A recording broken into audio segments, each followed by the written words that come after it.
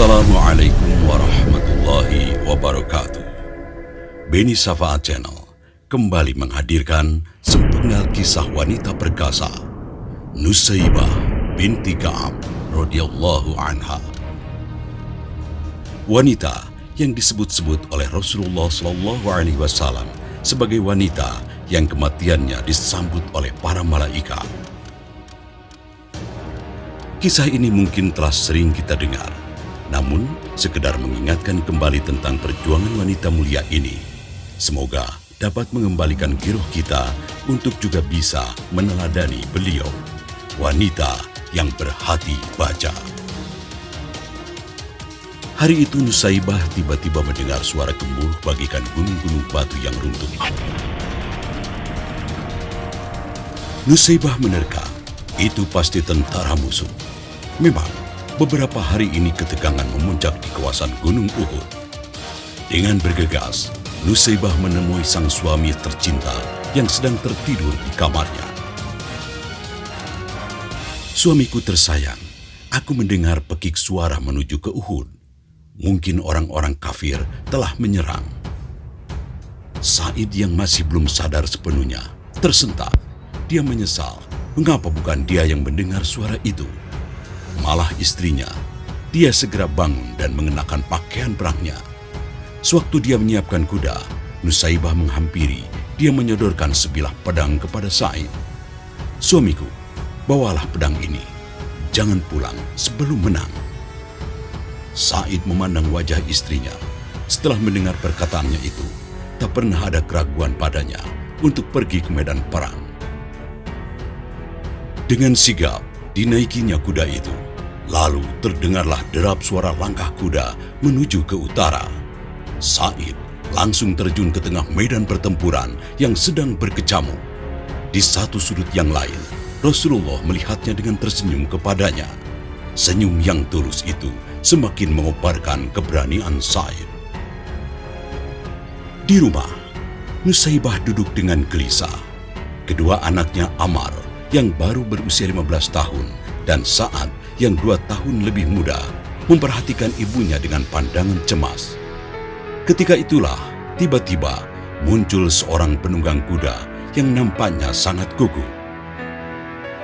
"Ibu, salam dari Rasulullah. Suami ibu, Said, baru saja gugur di medan perang. Beliau telah syahid." Nusaybah tertunduk sebentar, lalu bergumam, "Inna lillahi wa inna ilaihi raji'un. Suamiku telah menang perang. Terima kasih ya Allah." Setelah pemberi kabar itu meninggalkan tempat, Nusaybah memanggil Ammar. Ia tersenyum kepadanya di tengah tangis yang tertahan. "Ammar, kau lihat ibu menangis bukan? Ini bukan air mata sedih mendengar ayahmu telah syahid. Aku sedih karena tidak memiliki apa-apa lagi untuk diberikan bagi para pejuang Nabi. Maukah engkau melihat ibumu bahagia, nak?" Ammar mengangguk, hatinya berdebar-debar. "Ambillah kuda di kandang dan bawalah tombak. Bertempurlah bersama Nabi hingga kaum kafir terhapus." Mata Ammar bersinar-sinar. "Terima kasih ibu. Inilah yang aku tunggu sejak dari tadi. Aku ragu seandainya ibu tidak memberi peluang kepadaku untuk membela agama Allah." Putra Nusaybah yang berbadan kurus itu pun terus menderapkan kudanya mengikuti jejak sang ayah. Tidak terlihat ketakutan sedikit pun dalam wajahnya. Di hadapan Rasulullah, ia memperkenalkan diri. "Ya Rasulullah, aku Ammar bin Sa'id. Aku datang untuk menggantikan ayahku yang telah gugur." Rasulullah dengan terharu memeluk anak muda itu, lalu berkata, "Engkau adalah pemuda Islam yang sejati, Ammar. Allah memberkatimu." Hari itu pertempuran berlalu cepat. Pertumpahan darah berlangsung hingga petang. Pagi-pagi, seorang utusan pasukan Islam berangkat dari perkemahan di medan tempur. Mereka menuju ke rumah Nusaybah. Setibanya di sana, wanita yang tabah itu sedang termangu-mangu menunggu berita. "Ada kabar apakah, Kirangan?" Serunya gemetar ketika sang utusan belum lagi membuka suaranya. "Hei, apakah anakku gugur?" Utusan itu menunduk sedih, membenarkan. Nusaibah bergumam kecil. Ia menangis. "Inna lillahi wa inna ilaihi raji'un." "Kau berduka ya Ammar?" Nusaibah menggeleng kecil. "Tidak, aku gembira. Hanya aku sedih. Siapa lagi yang akan kuberangkatkan?" Saat masih kanak-kanak. Mendengar itu, Saad yang sedang berada tepat di samping ibunya, cepat menyela. "Ibu, jangan remehkan aku. Jika engkau izinkan, aku akan tunjukkan bahwa Saad adalah putra seorang ayah yang gagah berani." Nusaibah terperanjat. Ia memandang putranya. "Kau tidak takut, nak?" Saad yang sudah keburu melompat ke atas kudanya, menggeleng yakin. Sebuah senyum terhias di wajahnya ketika Nusaibah dengan besar hati melambaikan tangannya. Lalu Saad pun hilang bersama utusan tentara itu. Di arena pertempuran, Saad betul-betul menunjukkan kemampuannya. Pemuda berusia 13 tahun itu telah banyak menghempaskan nyawa orang kafir. Hingga akhirnya tibalah saatnya itu, yakni ketika sebuah anak panah menancap di dadanya. Saad tersungkur mencium bumi dan menyerukan, "Allahu Akbar." Kembali Rasulullah memberangkatkan utusan ke rumah Nusaibah. Mendengar berita kematian itu, Nusaibah meremang bulu tengkuknya. "Hei utusan, kau saksikan sendiri. Aku sudah tidak memiliki apa-apa lagi. Hanya masih tersisa diriku yang tua ini. Untuk itu, izinkanlah aku ikut bersamamu ke medan perang." Sang utusan mengerutkan keningnya. "Tapi engkau wanita ya ibu." Nusaibah tersinggung. "Hei, engkau meremehkan aku karena aku wanita? Apakah wanita tidak ingin pula masuk syurga melalui jihad?" Nusaibah tidak menunggu jawaban dari utusan tersebut. Ia bergegas menghadap Rasulullah dengan mengendarai kuda yang ada. Tiba di sana, Rasulullah mendengarkan semua perkataan Nusaibah. Setelah itu, Rasulullah pun berkata dengan tersenyum, "Nusaibah, yang dimuliakan oleh Allah, belum masanya wanita mengangkat senjata. Untuk sementara, engkau kumpulkan saja obat-obatan dan rawatlah tentara yang terluka. Pahalanya sama dengan yang bertempur." Mendengar penjelasan Nabi demikian, Nusaibah pun segera menenteng obat-obatan dan berangkatlah ke tengah pasukan yang sedang bertempur.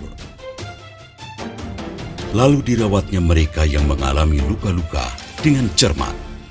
Pada suatu saat, ketika ia sedang menunduk dan memberi minum seorang prajurit muda yang luka, tiba-tiba rambutnya terkena percikan darah. Nusaibah lalu memandang. Ternyata kepala seorang tentara Islam tergolek, tewas, terbabat oleh senjata orang kafir.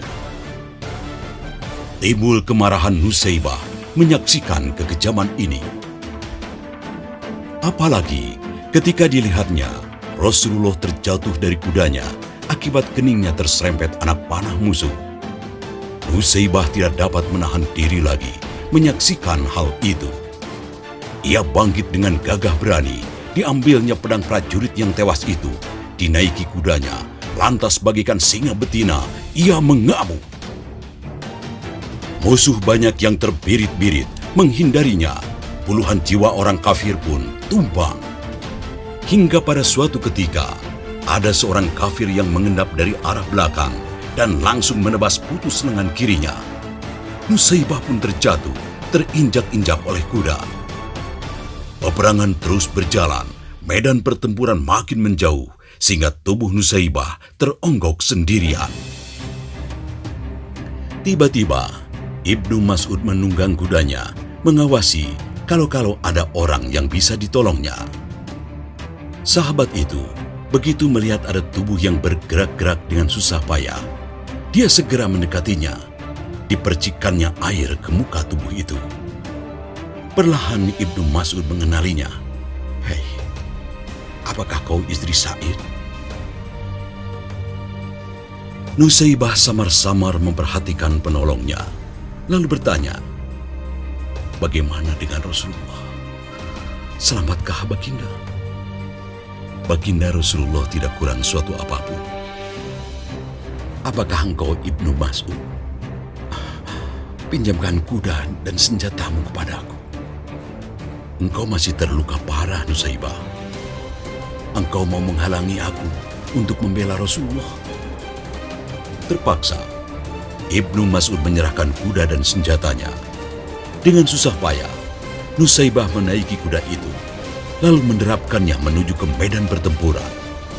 Sekali lagi, banyak musuh yang dijungkir balikannya.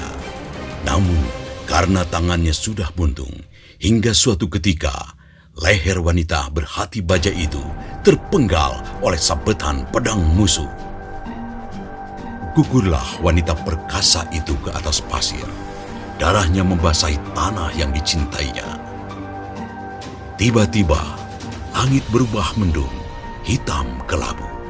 Padahal tadinya langit tampak cerah dan terang benderang. Pertempuran pun terhenti sejenak. Rasul kemudian berkata kepada para sahabatnya, "Kalian lihat langit tiba-tiba menghitam, bukan? Itu adalah bayangannya para malaikat yang beribu-ribu jumlahnya. Mereka berduyun-duyun menyambut kedatangan arwah Nusaibah, wanita yang perkasa." Subhanallah, Allahu Akbar, Allahu Akbar, Allahu Akbar. Semoga Allah Azza wa Jalla menempatkan mereka dan kita semua di syurga, di samping Rasulullah Sallallahu Alaihi Wasallam. Demikian sepenggal kisah Nusaibah binti Ka'ab radhiyallahu anha, wanita perkasa yang kematiannya disambut oleh ribuan malaikat. Terima kasih sudah bersama Beni Syafaat Channel. Semoga bermanfaat. Wassalamualaikum warahmatullahi wabarakatuh.